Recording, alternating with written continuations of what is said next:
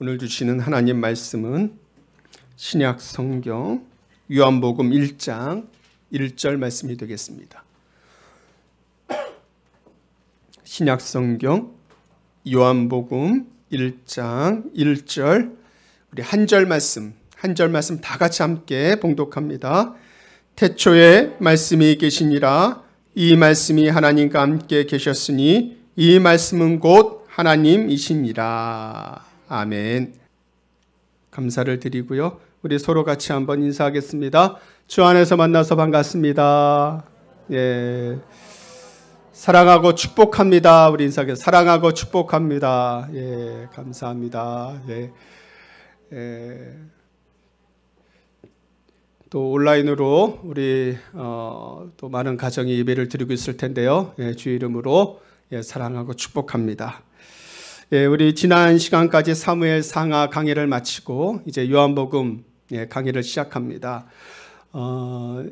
뭐 안타깝게도 지난 이 마지막 그 사무엘 상하 강해를 이제 영상으로 이렇게 할 수밖에 없어. 한 1년 6개월, 2년 가까이 사무엘 상하 강해를 하면서 하나님께서 함께 지켜주시고 또 도와주신 은혜에 감사를 드리고.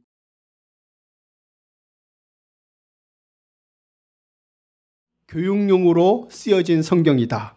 이렇게 주장하는 학자가 있고, 아니다. 이 요한복음은 너무나 심오하고 깊은 진리가 있기 때문에 이미 신앙생활하고 있는 성도들에게 재교육시키는 그 신앙의 더 깊은 교육을 시키기 위해서 쓰여진 책이다. 이렇게 논쟁이 될 정도로 아주 어떻게 보면은 이 두 가지 얼굴이 있는 그러한 성경입니다. 그래서 재미있는 유명한 표현이 있는데요. 요한복음은 어린아이가 지나가도 지나갈 정도로 그런 얕은 물과 같은 성경인 동시에 코끼리가 들어가도 빠져 죽을 정도로 깊은 그런 성경이다라고 할 정도로 요한복음은 어떻게 보면 굉장히 쉬운 성경이면서도 그 깊이가 굉장히 깊은 그런 성경 가운데 하나입니다. 우리가 보통 신약에 마태, 마가, 누가, 요한복음까지를 사복음서라 그렇게 이야기를 하는데요. 그 중에서 마태, 마가, 누가복음은 공관복음이다. 같은 관점으로 쓰여진 성경이라고 해서 공관복음이다라고 얘기를 합니다. 그 공관복음과 요한복음은 조금 차별점이 있습니다. 그래서 공관복음은 가장 큰 차별점이 무엇이냐고 얘기한다면은 공관복음, 마태, 마가, 누가복음은 예수님의 말씀을 예수님께서 가르쳐 주시고 선포하신 예수님의 말씀을 기록하고 말씀에 초점을 맞춘 성경이라고 한다면은 요한복음은 예수님이 누구이신가?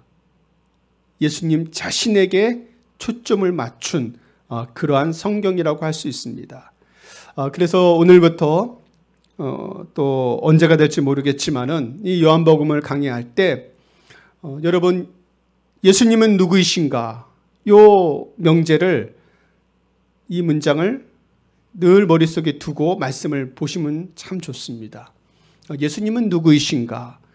어떤 기적의 역사나 표적이 나타나거나 사건이 나타날 때도 마찬가지예요. 이 말씀 속에서 예수님은 누구이신가? 그 문장을 머릿속에서 잊어버리시면 안 돼요. 항상 붙들고 말씀을 봐야 되고요. 다른 복음서에 비해서 비유나 또 귀신을 내어 쫓는 그 축사의 말씀들이 요한복음에는 없습니다. 심지어는 예수님께서 세례받으시고 시험받으시고 제자들을 부르시고 겟세마네 동산에서 기도하시고 성찬을 나누시는 사건도 요한복음에는 없어요. 재밌죠? 요한복음에 이런 내용들이 없어요. 하지만 요한복음에는 예수님은 누구이신가? 그분에 관한 말씀이 아주 중요한 말씀들이 나옵니다. 그래서 7가지 표적이 나오고요. 예수님에 대해서 7가지 나는 뭐뭐이다. 나는 빛이라 생명의 떡이라 나는 양의 문이라 그 7가지 예수님의 정의가 또 나옵니다. 다른 공간복음에는 없는 부분도 있는데요. 가나안의 혼인잔치라든지 니고데모의 대화라든지 죽은 나사로를 살리신 사건 같은 경우에는 요한복음에만 나와 있는 그러한 사건입니다. 앞으로 우리가 이제 살펴보게 될 텐데요. 요한복음이 쓰여진 목적이 있어요. 성경마다 다 목적이 있어요. 사실이 있는데 요한복음만큼 명확하게 요한복음을 기록한 목적이 나와 있는 성경은 다른 권은 그렇게 많지 않습니다. 요한복음 20장 이제 나중에 우리가 살펴보겠죠. 20장 31절 말씀에 보면은 이렇게 나와 있습니다. 우리 같이 한번 읽어볼까요? 요한복음 20장 31절입니다. 시작. 오직 이것을 기록함은 너희로 예수께서 하나님의 아들 그리스도이심을 믿게 하려 함이요 또 너희로 믿고 그 이름을 힘입어 생명을 얻게 하려 함이라. 이게 기록 목적이에요. 요한복음을 기록함은, 내가 이것을 기록함은 예수께서 하나님의 아들 그리스도이심을 믿게 하려 함이요 또 너희로 믿고 그 이름을 힘입어 생명을 얻게 하려 함이라. 이게 목적이에요. 명확하죠? 딱 2가지 목적을 얘기하고 있습니다. 그래서 우리가 이제 앞으로 요한복음, 오늘부터 시작되는 요한복음 이 말씀을 하나하나 살펴보면, 여러분 하나님의 아들 예수 그리스도를 믿는 역사가 일어나기를 바랍니다. 이 요한복음 말씀을 통해서요. 난 교회 다녔는데 내가 신앙생활을 몇십 년을 했는데 그게 중요한 것이 아니라 정말로 내 인생의 주인 되어주시는 예수 그리스도, 그분을 믿는 역사, 그 믿음에 들어가는 역사가 있기를 바랍니다. 또 그 예수 그리스도의 이름을 힘입어 생명을 얻게 하려 합니다. 더 풍성한 삶 속에 이제까지는 내 신앙생활 없고 감격이 없고 감사가 없었다면은 이 요한복음의 말씀을 통하여서 우리의 삶에 기쁨이 넘치고 나를 구원하여 주신 예수 그리스도로 인하여 감격이 넘쳐나고 생명의 풍성함이 넘쳐나는 그런 삶을 살아갈 수 있기를 간절히 바랍니다. 오늘 그 첫 출발이 요한복음 이제 1장 1절입니다. 요한복음 1장 1절은 이렇게 시작을 합니다.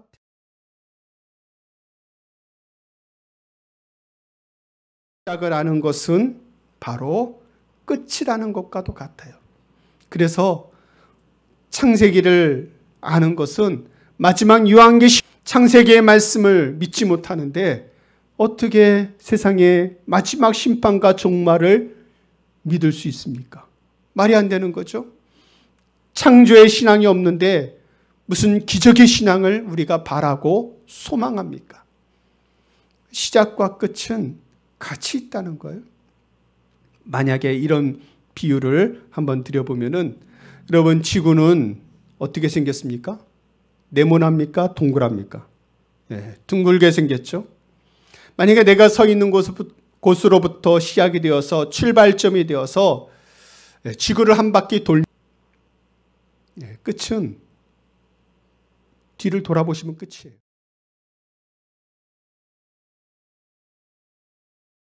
하나님이 지금 이 시간까지 함께 하시기 때문이에요. 그 말씀 되신 예수 그리스도께서 태초에 시간과 공간이 만들어지기 전 우주 이전에 그 태초에 함께 하셨던 주님이 지금 이 시간까지 함께 하신다는 거예요. 얼마나 놀라운 말씀인지 몰라요.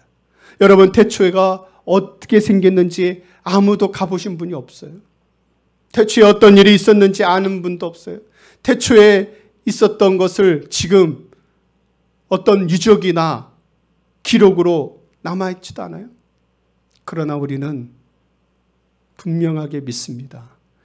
태초에 계셨던 하나님께서, 영원 전부터 계셨던 하나님께서 지금도 우리와 함께 하시고 영원까지 함께 하심을 우리는 분명하게 믿습니다. 태초에 계셨던 예수 그리스도께서 말씀으로 우리와 함께 하시고 오늘 주의 말씀을 듣는 이 자리 가운데도 주님이 함께 하심을 분명하게 믿습니다. 여러분, 태초에 말씀에 계시니라, 이 말씀은 온 우주 만물의 시작과 출발을 알리는 그러한 의미가 있습니다. 만물의 첫 출발은 하나님 말씀이었어요. 하나님 말씀으로 온 우주 만물을 다 지으셨습니다. 말씀으로 시작하고 하나님 말씀 안에서 끝나는 것이 이 세상의 법칙이요, 모든 인간의 인생입니다. 세상의 시작은 말씀이고요, 인류의 시작도 말씀이고 세상의 종말도 하나님 말씀 안에서 이루어집니다. 즉 우리는 예수 그리스도로 살고 예수 그리스도 안에서 죽는 거예요. 그것이 복된 삶이에요. 여러분, 우리 모두가 정말로 주 안에서 예수 그리스도 안에서 내가 살고요, 예수 그리스도 안에서 죽는 은혜가 있기를 간절히 바랍니다. 이거보다 더 큰 축복이 어디 있어요? 온 우주 만물을 지으신 그 하나님의 창조의 역사가 우리 안에 있고 지금도 우리의 삶을 시작하게 하시는, 그래서 우리는 뭐든지 시작은 하나님 말씀으로 시작하는 거예요. 우리가 예를 들어서 새로운 일을 시작한다, 하나님 말씀으로 시작해야죠. 내가 하루를 시작한다, 하나님 말씀으로 시작하는 거예요. 오늘 뜨는 태양이 창조의 태양이라고 생각하면 감격하지 않겠어요?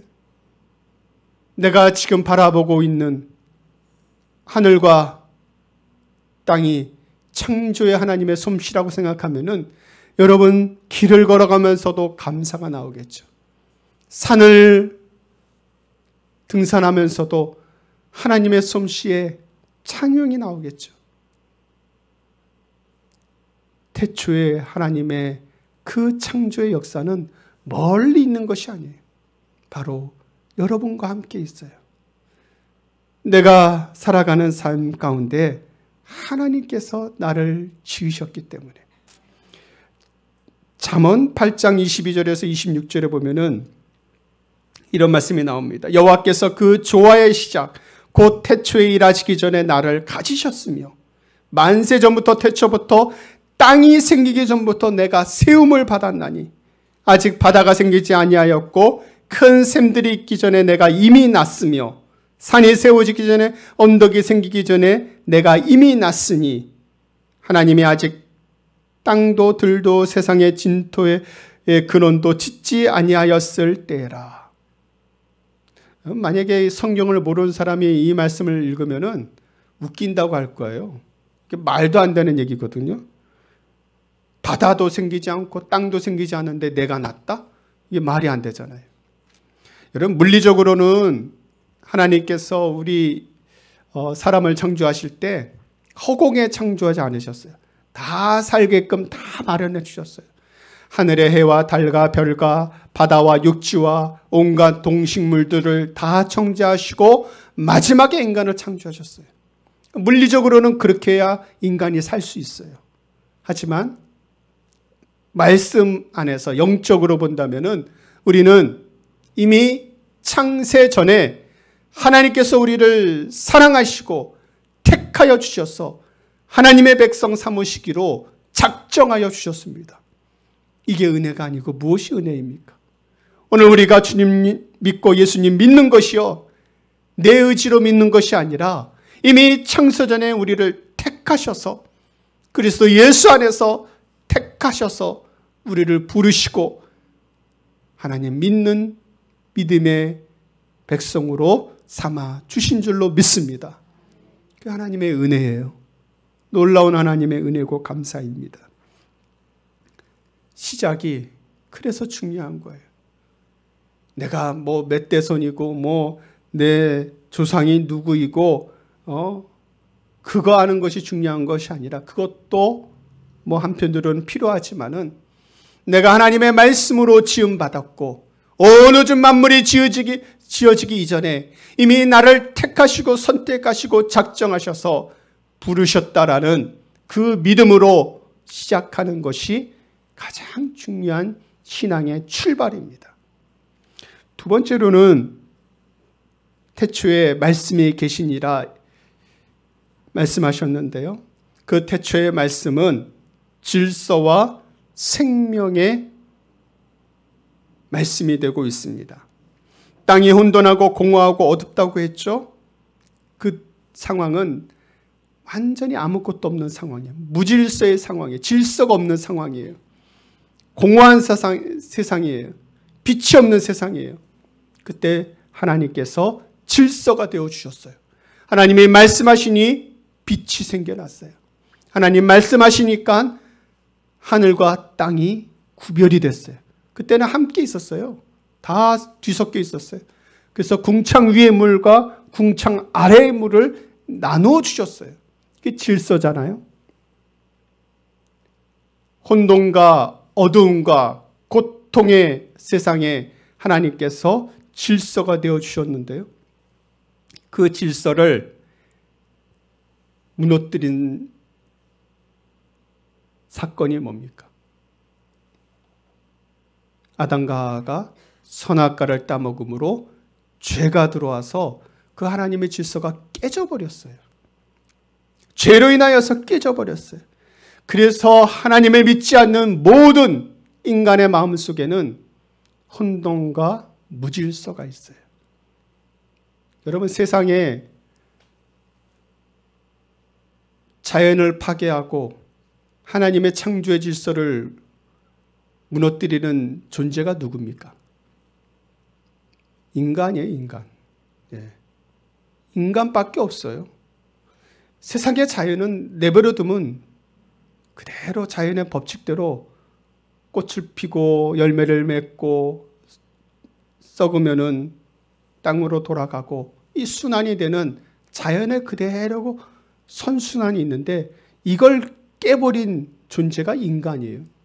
왜 깼을까요? 예, 인간의 탐욕, 욕심 때문에.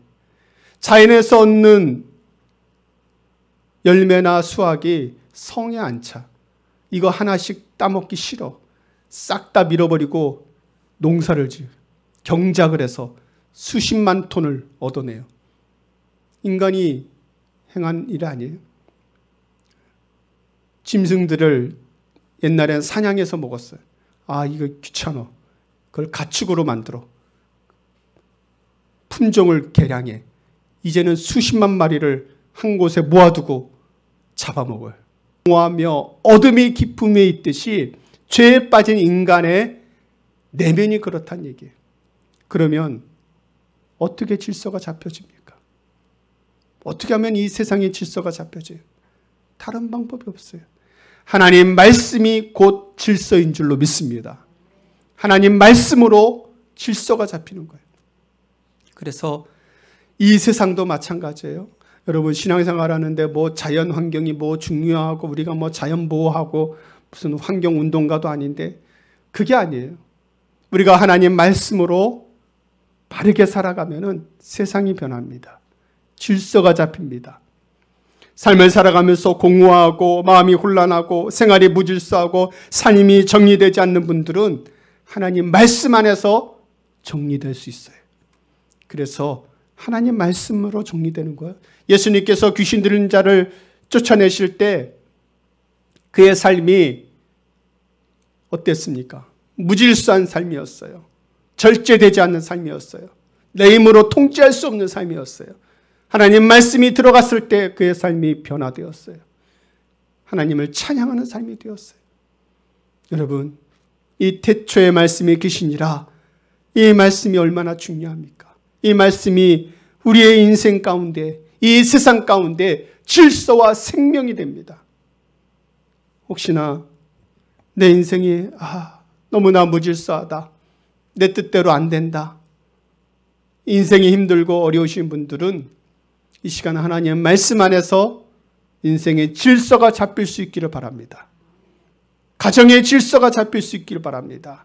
하나님의 말씀으로 이 세상의 자연의 질서가 다시 세워지기를 바랍니다. 하나님 말씀이요, 태초부터 계셨고 이 말씀이 하나님과 함께 계셨으니 이 말씀이 곧 하나님이시니라.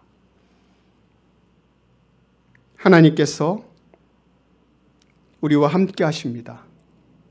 여기서 함께 하신다라는 이 단어의 본래적인 의미를 본다면은 하나님께서 이 말씀과 하나님께서요 함께 하신다라는 것은 하나님과 말씀이 서로 향하여 마주 본다라는 의미가 있어요. 그러니까 참 재미있는 표현이죠. 우리가 보통 부부를 서로 마주보는 관계라고 얘기를 합니다. 그래서 부부를 얘기를 할 때 부부는 서로 닮는다라는 표현을 하죠. 여러분 이 표현을 생각하면서 우리가 하나님을 바라본다 생각을 해보세요. 예수님을 바라본다. 예수님과 함께 살아간다. 우리가 보통 예수님을 닮아가는 삶을 잘 얘기를 합니다. 어떻게 하면 예수님을 닮아갈 수 있습니까? 예, 물론 성경을 많이 알고 성경을 외우고 그래야 예수님 닮아갈 수 있겠죠. 그러나 그보다 더 중요한 것은 예수님을 바라보는 거예요. 예수님 먼저 가세요. 나는 조금 있다, 한참 있다 갈게요. 예수님 알아서 하세요. 나는 예수님 하신 일 뒤에 따라갈게요. 그게 아니라 우리의 삶 속에서 주님과 함께 마주보는 거예요. 그러면 서로 닮아가는 거예요. 닮으려고 우리가 노력할 필요가 없어요. 하나님 말씀 앞에서 주님을 바라보는 거예요. 하나님과 마주보는 거예요. 그러면 서로 닮게 되어 있어요. 여러분, 저는 우리 모든 소망의 성도님들이 하나님 바라보고 주님 바라보고 주님과 닮아지기를 바랍니다. 주님과 함께 동행하는 삶을 통하여서 예수님 닮아가는 은혜가 있기를 간절히 바랍니다. 태초에 말씀이 계셨고 그 말씀이 하나님과 함께 하셨어요. 그리고 그 말씀이 곧 하나님이 되어주셨습니다. 창세기 1장 2절에 땅이 혼돈하다 그랬죠. 공허하고 흑암이 깊음 위에 있었어요. 그런데 그 위에 하나님의 영은 수면 위에 운행하시니라.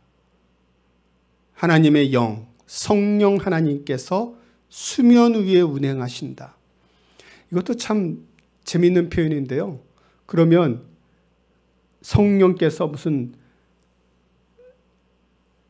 수면 위에 이렇게 왔다 갔다 하시면서 운행하시는 것이 아니라 이 말씀의 뜻을 보면요, 마치 하늘을 나르는 새가 그 새등지에 있는 새끼를 품고 돌보듯이 그렇게 움직이는 것을 운행하신다라는 말씀으로 볼 수 있습니다. 여러분, 새가 알을 낳고요, 꼼짝하지 않고 알을 품어요. 비바람을 다 몸으로 막습니다. 그리고 알이 깨서 새끼가 나오면 그 다음부터 뭐 할까요? 내버려 두는 것이 아니라 먹이를 잡아다가 계속 먹여요. 그게 어미가 하는 일이에요. 둥지 위를 날아가서 하늘을 나를지라도 그 어미새는 늘 둥지 속의 새끼를 바라보고 있어요. 멀리 떠나간 것처럼 보여도 떠나가지 않아요. 늘 관심과 시선은 둥지에 있는 새끼에게 머물러 있습니다. 여러분, 하나님께서요, 아무것도 없을 때 우리를 지으시고 창조하셔서 하나님의 영이 수면 위에 운행하신다는 것은 하나님께서 우리를 그렇게 지켜보시고 보호하여 주시고 도와주신다는 거예요. 세상을 보면 참 두려울 것이 많아요. 여러분에게는 어떤 두려움이 있습니까? 지진이나 태풍이나 수해나 자연재해를 보면 두렵죠? 하루에도 일어나는 범죄와 사건, 사고를 보면 세상 사는 게 두렵죠? 전쟁의 소식을 들으면 전쟁이 두렵죠? 병에 걸려 죽는 사람들을 보면은 질병이 두렵죠. 돈 때문에 죽고 죽이는 일들을 보면은 물질이 두렵습니다. 사람을 믿지 못해서 상처를 받는 사람들을 보면 사람이 두려워요. 이 세상은 다 두려울 것밖에 없어요. 그러나 그 두려움을 어떻게 우리가 이길 수 있습니까?